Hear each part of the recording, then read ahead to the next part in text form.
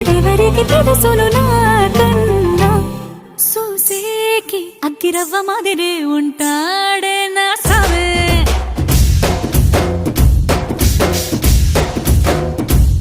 మెత్తాని పత్తి పువ్వుల